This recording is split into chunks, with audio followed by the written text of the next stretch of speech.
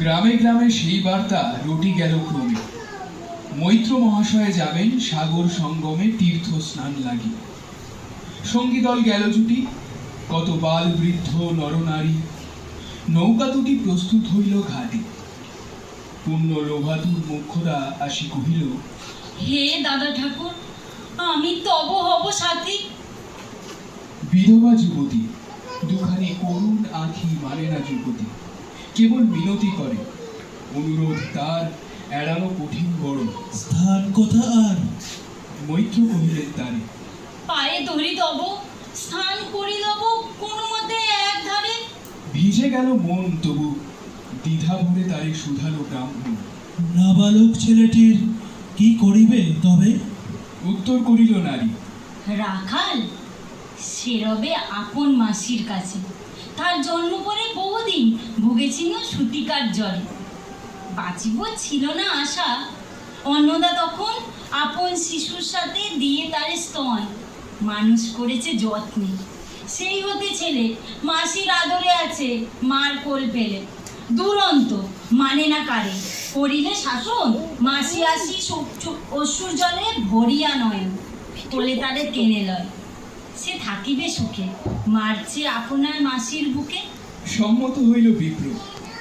মোক্ষদা সত্তর প্রস্তুত হইল বাঁধি জিনিসপত্র।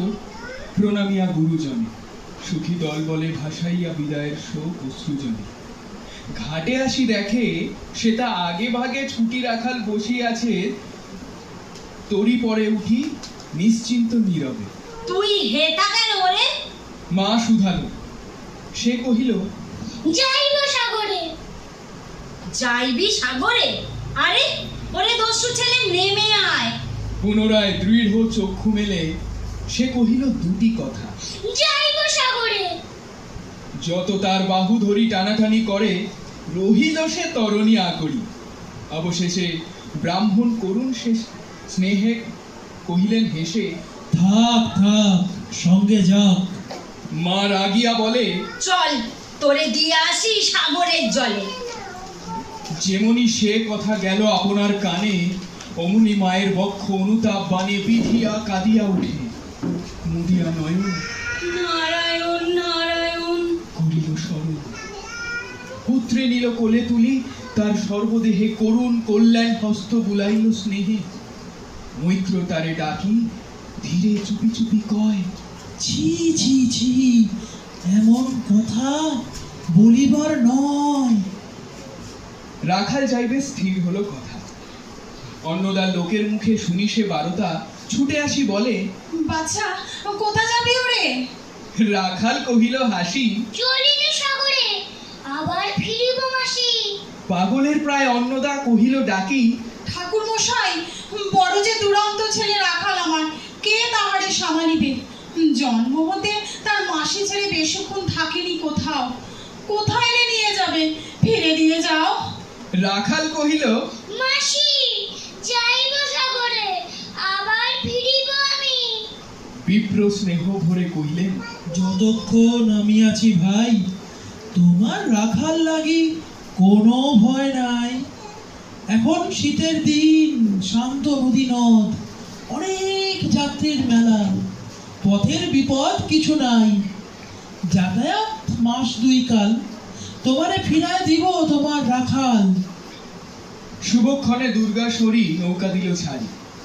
দাঁড়ায় রহিল ঘাটে যত কুলনারী অশ্রু চোখে।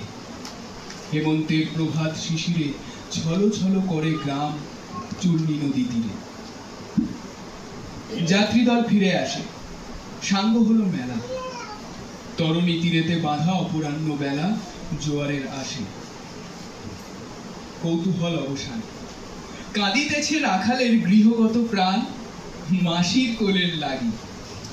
জল শুধু জল দেখে চিত্ত তার হয়েছে বিকল।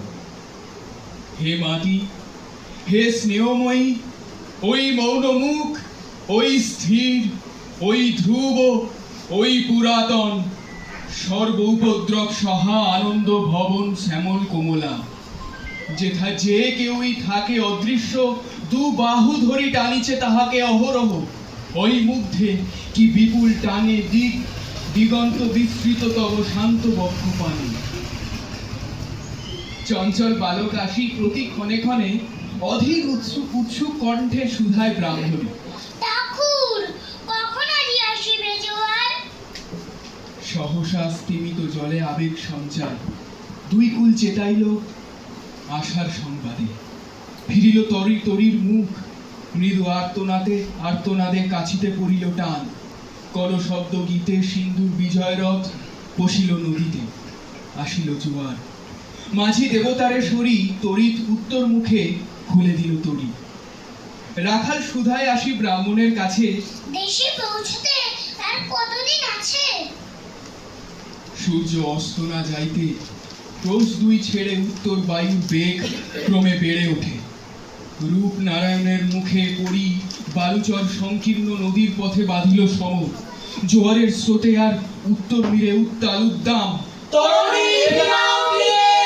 উচ্চ কণ্ঠে বারংবার কহে যাত্রী দল, কোথা তীর? চারিদিকে ক্ষিপ্তোন্মত জল আপনার রুদ্র নেত্রে দেয় করতালি লক্ষ লক্ষ হাতে। আকাশের দেয় গালি ফেনিল আক্রোশে। একদিকে দেখা যায় অতি দূর তীর প্রান্তে নীল বনরেখা, অন্যদিকে লুব্ধ ক্ষুব্ধ হিংস্র বাড়ির রাশি প্রশান্ত সূর্যাস্ত পানে উঠিছে উচ্ছ্বাসী উদ্ধত বিদ্রোহ ভরে। নাহি মানে হাল, ঘুরে টলমল নদী অশান্ত মাতাল মূঢ় সম। তীব্র শীত পবনের সনে মিশিয়া ত্রাসের হিম নরনারী গণে কাঁপিছে থরহরি। কেহ হতবাক, কেহ বা ক্রন্দন করে ছাড়ে ঊর্ধ্ব ডাক, ডাকি আত্মজনে।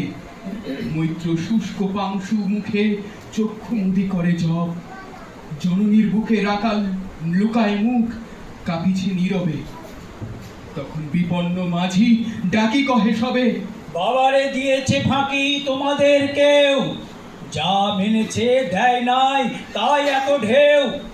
অসময়ে এ তুফান, শুনো এই বেলা করহ মানত রক্ষা।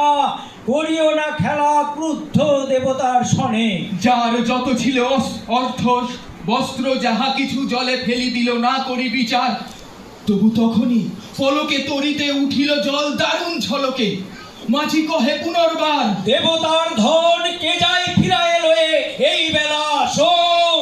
ব্রাহ্মণ সহসা উঠি কহিলা তখনই মোক্ষদ্বারে লক্ষ্য করি, এই সেই রমণী সবই দিয়া আপনার ছেলে চুরি করে নিয়ে যায়। দাও তারে ফেলে এক গর্জে গর্জি উঠে তরা সে নিষ্ঠুর যাত্রী সবে।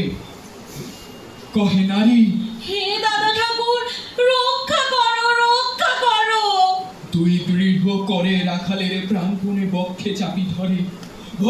গর্জিয়া উঠি কহিলা ব্রাহ্মণ, আমি তো রক্ষা কর্তা, রোষে নিশ্চেতন মা হয়ে আপন পুত্র দিলি দেবতারে।